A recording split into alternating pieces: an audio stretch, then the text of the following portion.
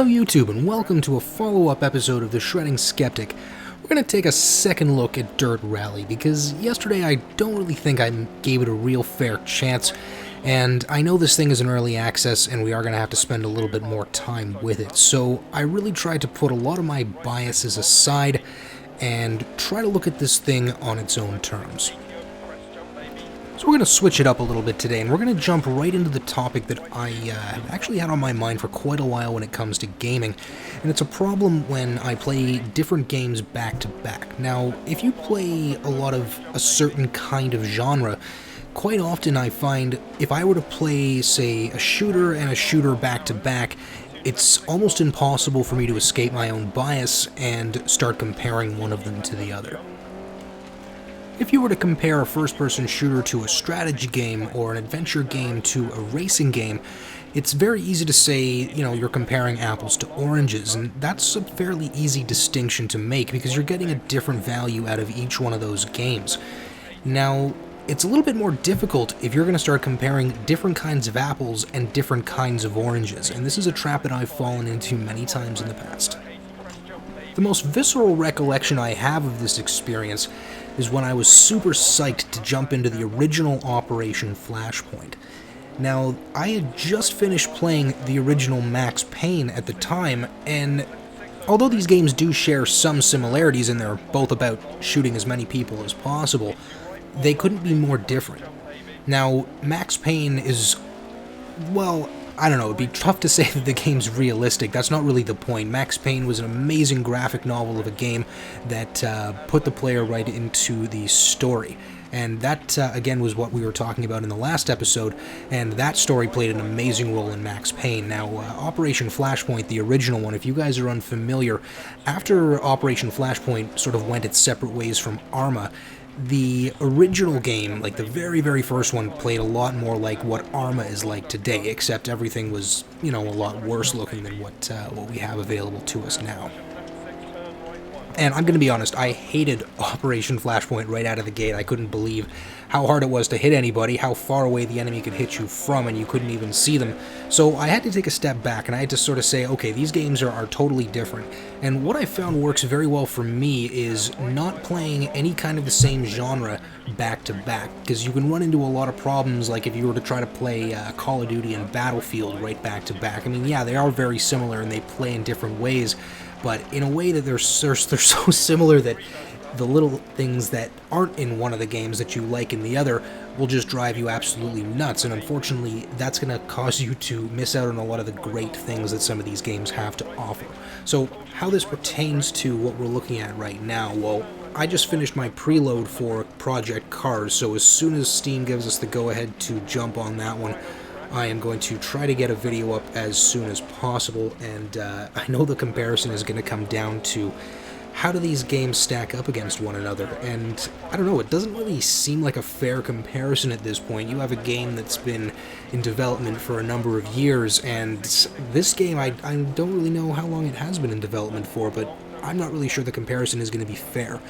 And if you want to be objective, you got to start really subdividing the categories that you're talking about. Like, if you want to say, well, is, this game graphically as good as Project Cars? I'm going to guess probably not, but again, what terms are you going to be basing that on? If you want to say, well, the textures in this game, the tracks, for example, look far more realistic. Well, again, the tracks are totally different.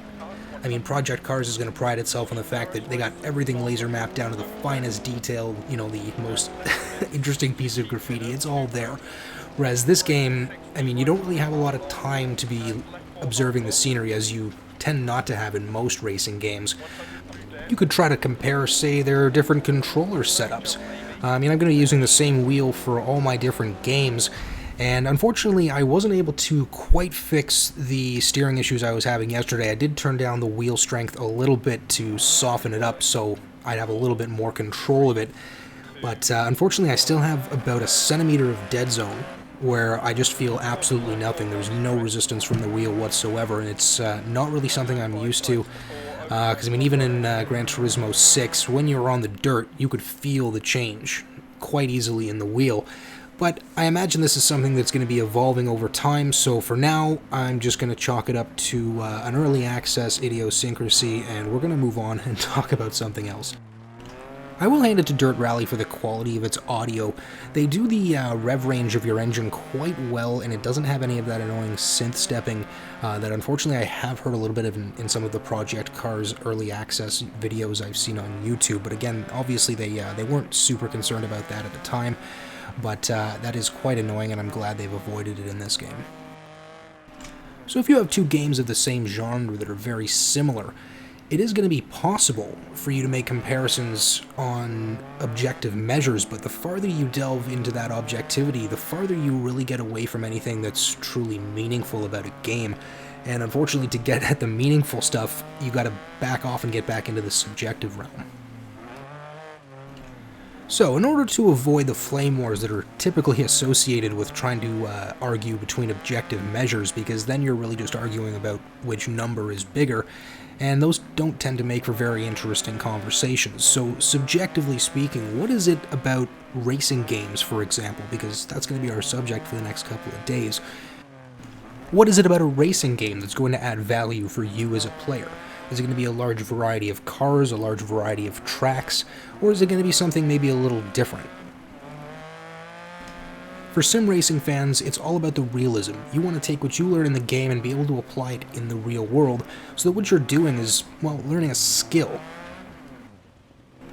Maybe you prefer a more arcadey style of racer, like some of the older Need for Speed games, where, yeah, you know what, maybe it's more fun to be pursued or pursue someone else, and that game is what gives you value in a racing sim. So let's think deeply on this. I'm skeptical that anybody could be swayed one way or the other that a game is all out better simply on something like graphics. So let's try to stay away from stuff like this game looks better, that's why I prefer it. Let's try to think about what it is really deep down that makes these games particularly special. I've heard a lot of really great reviews from people who are really into rally games that just give this game, 10 out of 10. So let me hear from some of you guys. Let's hear what really makes this particular game special to you, and Project Cars will be around the corner. So let me know in the comments, what do you think? How do you avoid being biased from one game to the next? And what is it that adds value in a racing sim for you? And finally, thanks again for tuning into this episode of The Shredding Skeptic.